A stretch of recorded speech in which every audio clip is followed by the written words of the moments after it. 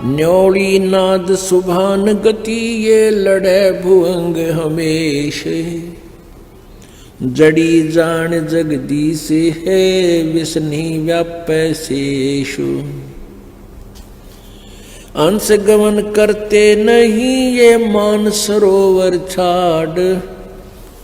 कौवा उड़ उड़ जाता है वो खाते मांसाहार।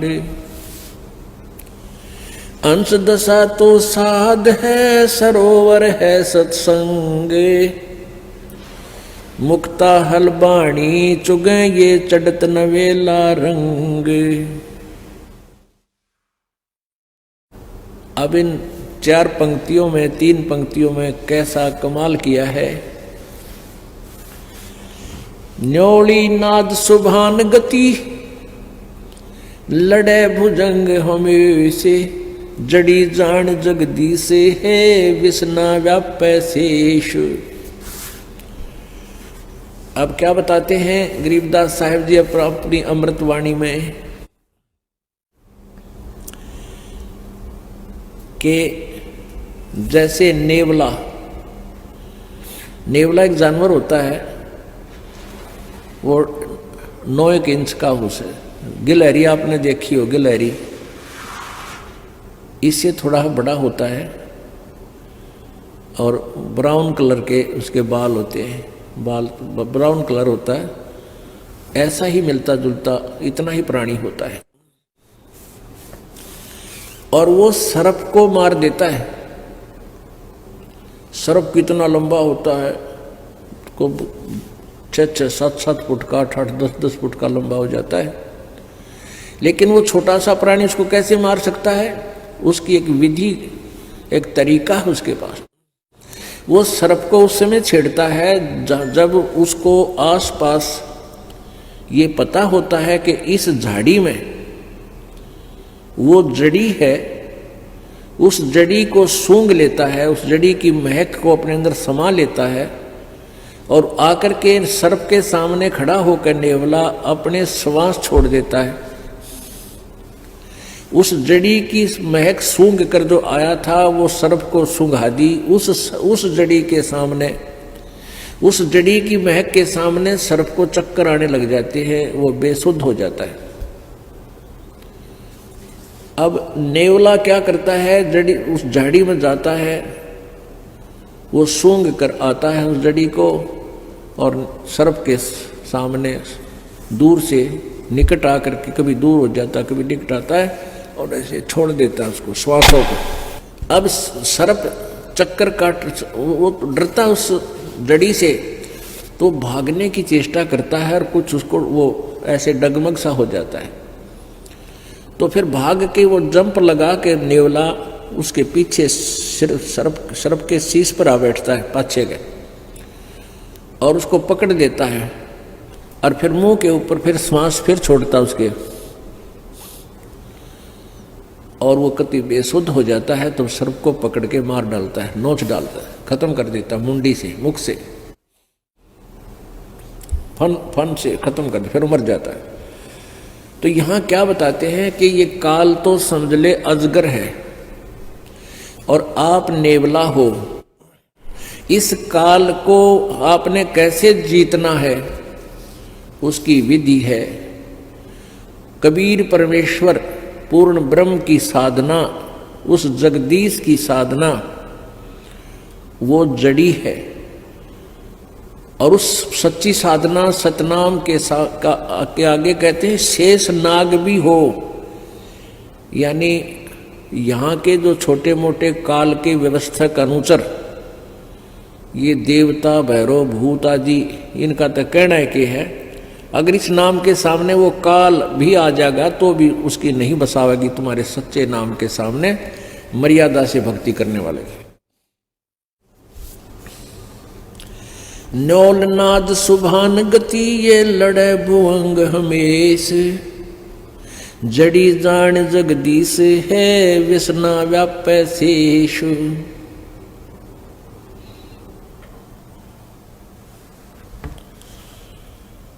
और फिर क्या उदाहरण दिया है, अंश गवन करते नहीं ये मान सरोवर छाड़े, कौवे उड़ उड़ जाते हैं ये खाते मांसाहारे।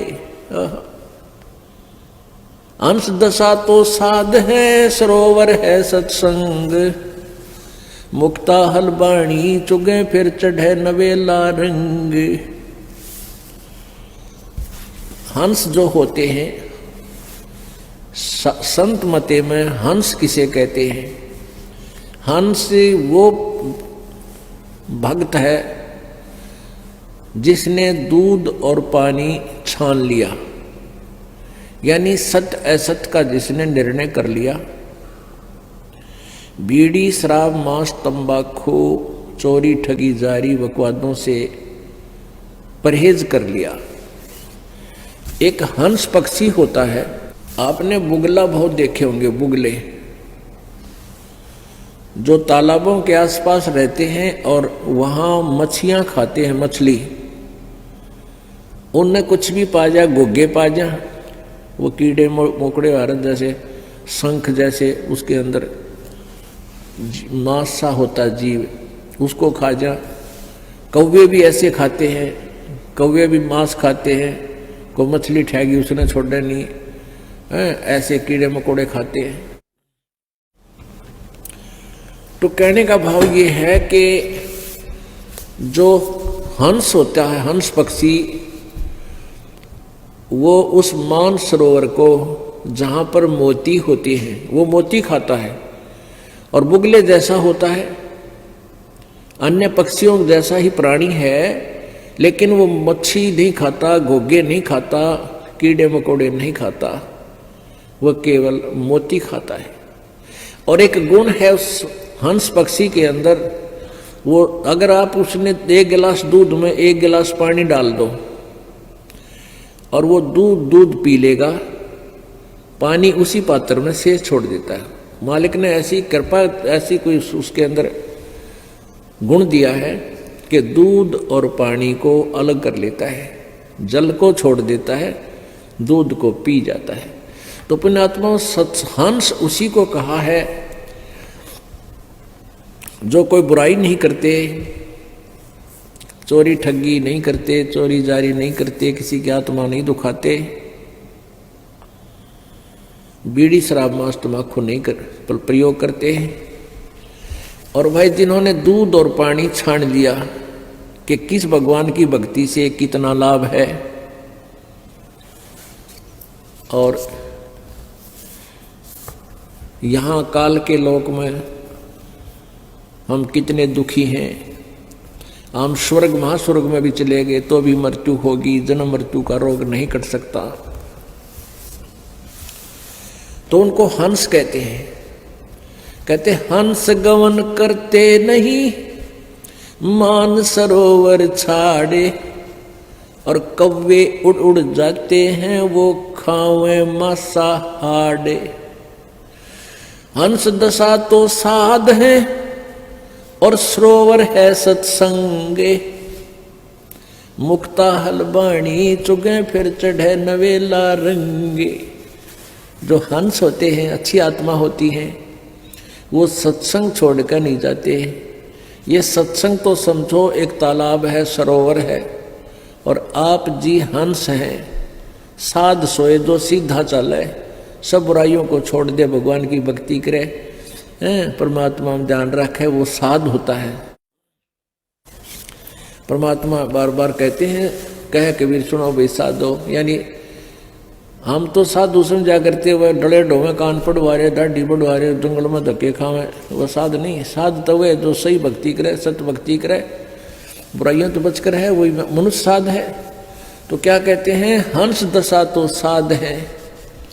आप जी तो हंस हैं, और सरोवर है सत्संग, और यहाँ ये परमात्मा के मोक्ष मार्ग रूपी मोती आप चुग रहे हो, ग्रहण कर रहे हो, और चढ़े नवेला रंग। जितना ज्ञान सुनोगे उतनी आस्था मालिक में और उमंग बढ़ेगी। चाहे सारा संसार एक तरफ और भक्त एक तरफ, आप फिर इस ज्ञान से दूर, इस सत्संग को छोड़कर, इस दास को छोड़कर आप कहीं नहीं जा सकते। और जो यहां से छोड़कर जाते हैं उनके बारे में कहा है वो तो कौवे उड़ उड़ जाते हैं, जो खाते मांसाहार, जिन पर बुराई नहीं छूटती, लालच लोभ नहीं छूटता, वो जाया करें। वो कौवे हैं, वो हंस नहीं बने। हंस गवन करते नहीं मान सरोवर छाड़े। हंस नहीं जाया करते मान सरोवर ने छोड़कर जहां ऐसी मोती मिलते हैं। ये कौवे उड़ उड़ जाते हैं, वो खाते मांसाहार। हंस दशा तो संत साध है, ये सरोवर है सत्संगे। मुक्ता हलवाणी चुगे फिर चढ़े नवेला रंगे। आगे क्या बताया अमृतवाणी में? दरस परस नहीं अंतरा, दरस परस नहीं अंतरा, रोमी वस्त्र बीच। पारस लोहा एक डग, ये पलटे नहीं अबीच। अपने आत्मा कितनी, देखो वेदों और गीता को समझना बहुत आसान है। ये परमेश्वर का जो सूक्ष्म वेद है, परमेश्वर कबीर जी की महिमा से की वाणी, गरीबदास साहेब जी को परमात्मा ने अपना ज्ञान दिया। कबीर जी ने, गरीबदास जी भी कहते हैं कि मेरा ज्ञान योग दिया खोल। कबीर परमेश्वर जी ने मेरा ज्ञान रूपी योग खोल दिया, अर्थात मुझे वो अपना ज्ञान मेरे में फीड कर दिया। अब उस ज्ञान के आधार से क्या बता रहे हैं गरीबदास साहिब जी ने? दरस परस नहीं अंतरा, अरुमी बस्तर बीच, पारस लोहा एक कडेगे पलटे नहीं अभीच। अब हंस और कौवे क्यों बन गए? हंस तो ज्ञान को समझकर समर्पित हो गए, वो तो बन गए हंस। और जिन्होंने मन दिया नहीं, सत्संग में आते रहे, बड़ी अच्छे श्रद्धालु दिखते रहे, लेकिन आस्था बनी नहीं, परमात्मा से, गुरुदेव से उनका मेल नहीं बना। मेल का अर्थ ये नहीं होता कि आप आते हो, सेवा भी करते हो, साथ भी रहते हो, सत्संग भी सुनते हो, लेकिन अंदर से जगह, अंदर से कनेक्शन नहीं बना, अंदर से कसक नहीं बनी, तो कहते हैं उनमें परिवर्तन हो को ना। जैसे एक लोहा, एक पारस नाम का पत्थर होता है, पारस, एक पारस पत्थर है, पत्थर जैसा होता है सिंपल, और उसको पहचानना सबके बस की बात नहीं, जैसे लाल को पहचानना। तो उस पारस का एक टुकड़ा पत्थर हो 1 किलो का, और उसको चाहे 100 टन लोहे का घिसा दे, एक स्थान पर टच कर दे उसको अच्छी तरह, उनका कति मेल हो जा, और फिर देखे, कहते उस पूरे के पूरे उस मांस को, मंडल को, उस एक सिरिये का ला दिया, सिरिये को गार्डर का ला दिया, गार्डर को पूरे गार्डर के गार्डर को, थाम को सोना बना देता है। लेकिन कहते हैं परमात्मा ने लिखा पारस लोहा दरस परस नहीं अंतरा, रुमी वस्त्र बीच। अब लोहा और पारस कति साथ साथ रखे हैं, और उन दोनों के टच होने में एक बिल्कुल इतना भी स्थान रह गया ना, जैसे कहते हैं रोमी वस्त्र, जैसे बाल, ये बाल है रोमकूप का, यानी बाल जितनी भी आपस में दूरी रहेगी, या बिल्कुल पतली सी जो वायल होती हैं बहनें ओढ़ती हैं, या पतली चादर, मुलमुल का कपड़ा, कहती ये भी इतना भी बीच में कपड़ा आर पार हो जाए, इतना भी डिफरेंस आपस में रहा, मिलन नहीं हुआ, चाहे कितने दिन पास रखे रहो लोहा और पारस, उसमें परिवर्तन नहीं हो सकता। यानी जो व्यक्ति यहाँ भी रहते हैं, गुरुदेव के साथ रहते हैं, सत्संग भी सुनते हैं, और मिले नहीं मन से, वो हंस नहीं बन सकते, वो कौवे रहा करें। और ऐसे कौवे फिर छोड़कर इसको स्थान को जा सकते हैं, वो जाएंगे कि उनकी आदत सुधरी नहीं। आप प्रतिदिन पढ़ते हो नित्य नियम में, बिन गुरु मिले मोहे ना पावे। अब गुरु तो पास ही होते हैं, मिलने का अर्थ क्या है? गुरु जी से एक ही भाव हो जाना, समर्पित हो जाना, मन में दोष ना रखे, गुरु जी कहते हैं गुरु मानुष कर जानते तो ते नर कही अंध हुआ दुखी संसार में आ गए इनके फंद। तो यहां उस स्थिति को क्लियर किया है। दरस परस नहीं अंतरा रूमी बस्तर बीच, और पारस लोहा एक डिग वो पलटे नहीं अभीचो। चार मुक्ति बैकुंठे बटे सप्तपुरी सैलान, आगे धाम कबीर का हंस न पावे जान। अब गरीबदास साहेब जी बता रहे हैं चार मुक्ति बैकुंठ तक की दौड़ है, और सपतपुरी ऊपर अलग से एक अलग 7 ऐसे इकट्ठा ग्रुप है, 7 उनका नगरी बनी हुई है, उनका एक एक राजा बनाया जाता है जो अच्छी आत्माएं होती हैं। कहते ये चौथी मुक्ति जो तुम साधना करते हो मैक्सिमम 4 मुक्ति प्राप्त होंगी, और वहां इन 7 नगरियों के राजा भी बन सकते हो कभी कभी, कोई किसी का कोई किसी का। इनसे आगे धाम कबीर का, आगे ऊपर हंस न पावे जान, यानी अच्छी आत्मा भी है, भक्ति भी कर रहे हैं, लेकिन गुरु जी से विमुख हो गए, वो फिर आगे नहीं जा सकते। कहते इन बातें क्या पाइए कर सतगुरु नजर निहाल, यानी गुरु जी की आवश्यकता, गुरु जी का सहयोग, गुरु जी को के चरण शरण में आस्था, इनका जो है ना आखिरी श्वास तक तुम्हें सहयोग की आवश्यकता पड़ेगी।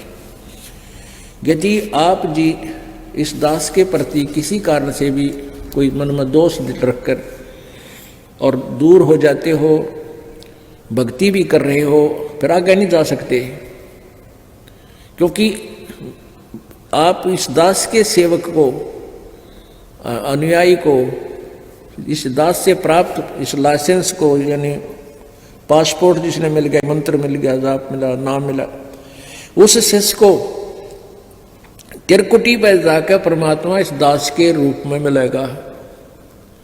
और आप जी हैं जैसे आपका अंतःकरण मिला हुआ इस दास से, जब भी दास बाहर आता है तो आपकी आंखें एकटक लग जाती हैं, कहाँ है गुरु जी, कहाँ से खड़े हैं, तो वो ही दशा होगी वहां पर। और जिनके अंदर दोष होगा, चाहे वो वहां पर पहुंच गए हों, तो वो पीछे न टला करें, छोड़ 5-6 तो वहां उनको टाल देगा परमात्मा अपने आप। यानी जो स्वभाव आपका यहां बन रहा है, ये एक रिहर्सल कराई जा रही है आपकी। दास तो एक आप जैसा ही है, आपका ही भाई बहन बच्चा, आपका गुरु ला लो, लेकिन इस दास को आपने परमात्मा समझ के अपना भाव बनाना है उस मालिक के चरणों में पहुंचने के लिए। ये एक इक्वेशन है, ये एक फार्मूला है परमात्मा के पाने का। कहते हैं जैसे एक गणित का एक प्रश्न आता है जिसमें मूलधन ज्ञात करना होता है, वो ऋण का होता है। तो मूलधन ज्ञात करने के लिए उसमें क्या मानना पड़ता है? मान लीजिए मूलधन 100 रुपये। उस ओरिजिनल मूलधन, वास्तविक मूलधन को प्राप्त करने के लिए, यानी प्रश्न का हल करने के लिए, सफल होने के लिए, पास होने के लिए, हमने सबसे पहले मानना पड़ता, मान लीजिए मूलधन 100 रुपये, और फिर उससे हम उस वास्तविक मूलधन को प्राप्त करेंगे। वो 100 रुपये बहुत कम राशि होती है, और वास्तविक मूलधन करोड़ों में होता है, लेकिन करोड़ों वाला मूलधन पाने के लिए 100 रुपये मूलधन मानना पड़ेगा।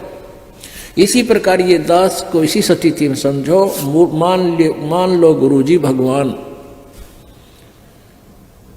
दास भगवान नहीं, दास है, लेकिन आप जी को ये फार्मूला लाना पड़ेगा। और गुरुजी यहाँ भगवान है, और भगवान इस दास के पास सामने हो, तो आपकी कैसी बोली, कैसा रहना, कैसे विचार, जिस उस परम शक्ति को हम मिलने जा रहे हैं, जिस महबूब से हम मिलने की तैयारी कर रहे हैं, और वो सामने खड़ा होगा, तो हमारी कैसी गतिविधि हो, कैसा हृदय में जगह हो, किस प्रकार का आचरण हो, तो ये आपने इस दास के साथ रिहर्सल करके बनानी पड़ेगी। यहां कोई भी है, इस दास को आप आओगे, आते हो, मिलते हो, तो ये सोचे कि हम भगवान से मिलने चले हैं, क्योंकि वहां त्रिकुटी पर आप जाओगे, इस दास के रूप में मालिक बैठे मिलेंगे और आपके मन में, क्योंकि वहां तो किसी कहने की जरूरत को नहीं, आपके अंतःकरण की अलग से अब आपके माथे पर बोर्ड लग जाएगा कि इसमें कितना दोष है, इसमें कितना दोष है, रिजेक्ट हो जाओगे वापस। और जो पास हो गए वो पास हो गए। जिन्होंने गुरु जी को जैसा यहां आपका मेरे प्रति व्यवहार है, दास के भगवान के प्रति आपका ऐसा ही होगा। तो यहां क्या बता रहे हैं, चार मुक्ति बैकुंठ बट सप्तपुरी सैलान, आगे धाम कबीर का हंस न पावे जान। वहां नहीं जान पाओगे, वहां नहीं जा सकोगे जब तक आप गुरु जी के प्रति पूरी श्रद्धा नहीं होगी। मौन रहे मग्नालय है ये मार्ग बंकी बाट, सुन शिखर गढ़ सुरंग है कर सतगुरु से साठ। साठ माने सतगुरु जी से सौदा कर ले, और सतगुरु के बिना आगे नहीं जा पाओगे। मौन रहे मग्नाल है और मार्ग बंकी बाट, और रास्ता बहुत टेढ़ा आगे का। सुन शिखर गढ़ में सुरंग है, ऊपर कहते एक ऐसी सुरंग में से निकाल के ले जाएंगे भंवर गुफा से। कैसे निकलोगे, कर सतगुरु से साठ। 9 लख नानक नाद में ये 10 लख गोरख तीर, लाख दत्त संगी सदा ये चरणों चरच कबीर। अब कबीर परमेश्वर की महिमा गरीबदास जी बताते हैं, 9 लख नानक नाद में और 10 लख गोरख तीर, लाख दत्त संगी सदा और चरणों चरच कबीर। क्या बताते हैं कि 9 लख नानक नाद में, हो नानक जैसे महापुरुष पुण्यात्मा 9 लाख नानक नाद में, यानी इसी सी आत्मा तो लाखों हैं परमात्मा के चरण जो पार हुई हैं। और 9 लख नानक नाद में 10 लख गोरख तीर, और गोरख जैसे सिद्ध पुरुष परमात्मा ने यानी उनके सामने आकर के उनको भी अपनी हार माननी पड़ी और सतमार्ग ग्रहण करना पड़ा। लाख दत्त संगी सदा ये चरणों चर्च कबीर, दत्तात्रेय जैसे भी, क्योंकि हम जिन महापुरुषों की गणिमा ही मान बैठे हैं उन्हीं के नाम गिनाए जाते हैं कि ऐसे ऐसे तो उस परमात्मा के चरणों में कितने आकर समर्पित हुए। 9 लख नानक नाद में ये 10 लख गोरख पास, अनंत संत पद में मिले ये करोड़ तेरे रविदास। अब कहते परमात्मा की शरण माने के बाद अनंत संत भक्त आत्मा सतलोक प्राप्त करिए, बहुत गुणे असंख्य, और करोड़ों रविदास जैसी पुण्य आत्मा भी करोड़ों पार हो। उस तरह यानी जिस क्रिया में, जैसे रविदास जी कबीर जी के साथ बहुत निकट रहते थे, उनको पहचान चुके थे, कहते इसे संत भगत भी बहुत कबीर जी के हुए हैं और वो इस तरह भी पार हुए हैं। गोरख जैसे आकर वाद विवाद किया उन्होंने, फिर ज्ञान ग्रहण किया, इसे भी बहुत हैं जो परमात्मा के चरणों में लगे हैं। नानक जी जैसे भी को पार किया, जैसे बेई नदी से ले गए उनके ऊपर शरीर को, आत्मा को सतलोक दिखा, सचखंड दिखा के छोड़ा, फिर भगवान को पहचाना। कहते ऐसे ऐसे इस तरीके से भी अपने बहुत से पार किए हैं।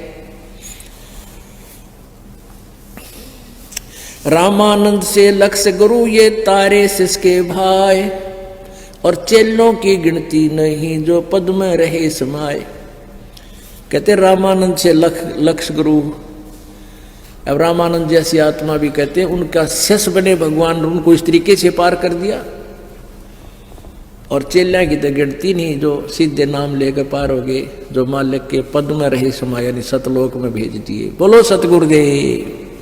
अगर आप ये वीडियो YouTube पर देख रहे हैं तो हमारे चैनल को सब्सक्राइब करें और बेल आइकन को दबाना ना भूलें। अगर आप Facebook पर ये वीडियो देख रहे हैं तो हमारे पेज को लाइक करें।